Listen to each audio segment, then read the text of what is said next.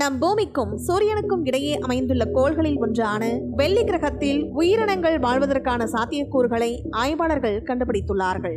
இந்த நிலையில்தான் வெள்ளி கிரகத்தை ஆய்வு செய்யும் சுக்ரயான் திட்டம் குறித்து விரைவில் அறிவிக்கப்படும் என்று இஸ்ரோவின் தலைவர் சோம்நாத் தெரிவித்துள்ளார். அதனை பற்றி இந்த வீடியோ தொகுப்பில் பார்க்கலாம்.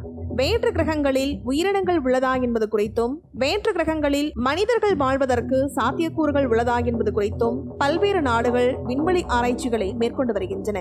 அந்த வகையில் செவ்வாய் கிரகத்தில் உயிரினங்கள் இருப்பதற்கான சாத்தியக்கூறு அதிகம் என்பதால் அங்கு அமெரிக்கா, ரஷ்யா, இந்தியா, சீனா உட்பட பல நாடுகள் ஆய்வுகளை மேற்கொண்டு வருகின்றன.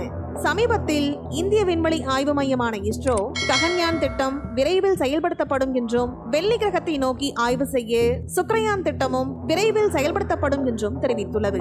இந்த ஆய்வு ஏன் அதிக கவனத்தை பெறுகிறது என்றால், நம் பூமியுடன் ஒப்பிடும் பொழுது வெள்ளி கிரகத்தை ஒரு நரக குழி என்றே கூறலாம். வெள்ளி கிரகத்தின் வளிமண்டலத்தில் 96% கரியமுள்ள வாயுக்கள் தான் உள்ளது. பசுமையுள்ள வாயுக்கள் விளைவால் இதனுடைய வெப்பநிலையும் மிகவும் அதிகமாக உள்ளது.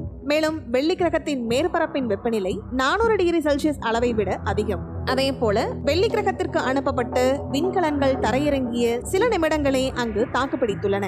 அதன் பின்பு அவை செயலிழந்து விட்டன. ஆனால் அந்த மேற்பரப்பிலிருந்து 50 கிலோமீட்டர் தொலைவில் உயிர்கள் இருப்பதற்கான சாத்தியக்கூறுகள் இருப்பதாக புதிய ஆய்வு கூறுகிறது. வெள்ளியின் வளிமண்டலத்தில் நுண்ணுயிர்கள் வாழ உதவும் வாயு ஒன்றை விண்வெளி ஆராய்ச்சியாளர்கள் கண்டுபிடித்துள்ளார்கள்.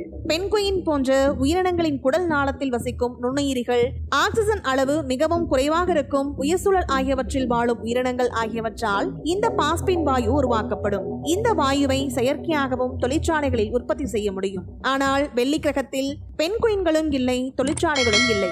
இப்படிப்பட்ட சூழலில் வெள்ளி கிரகத்தின் மேற்பரப்பிலிருந்து 50 கிலோமீட்டர் தொலைவில் பாஸ்பின் வாயு இருப்பதாக பிரிட்டனில் உள்ள கார்டிஃப் பல்கலைக்கழகத்தின் பேராசிரியர் கிரீவ்ஸ் என்பவர் கண்டுபிடித்துள்ளார். தங்கள் ஆய்வின் முடிவுகளை நேச்சர் அஸ்ட்ரானமி எனும் அறிவியல் இதழில் பதிவிட்டுள்ளார். உயிரினங்கள் இல்லாத ஒரு மூலத்திலிருந்து இந்த வாயு உருவாகியிருப்பதற்கு வாய்ப்பில்லை என்றும் விஞ்ஞானிகள் கூறுகின்றார்கள்.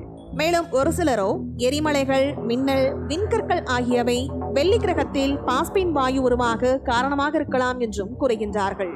இந்த நிலையில்தான் சுக்ரயான் திட்டத்தை விரைவில் செயல்படுத்துவதற்கான யோசனை மற்றும் தொழில்நுட்ப வசதிகள் தயாராக உள்ளது என்று இஸ்ரோவின் தலைவர் சோம்நாத் தெரிவித்துள்ளார். இஸ்ரோவின் இந்த பணியானது 2025ஆம் ஆண்டின் பிற்பகுதியில் தொடங்கப்படும் என்று எதிர்பார்க்கப்படுகிறது. வெள்ளி கிரகத்திற்கு இஸ்ரோ விண்கலத்தை அனுப்பும் பட்சத்தில் அது இந்தியாவின் முதல் பயணமாக இருக்கும் என்பது குறிப்பிடத்தக்கது.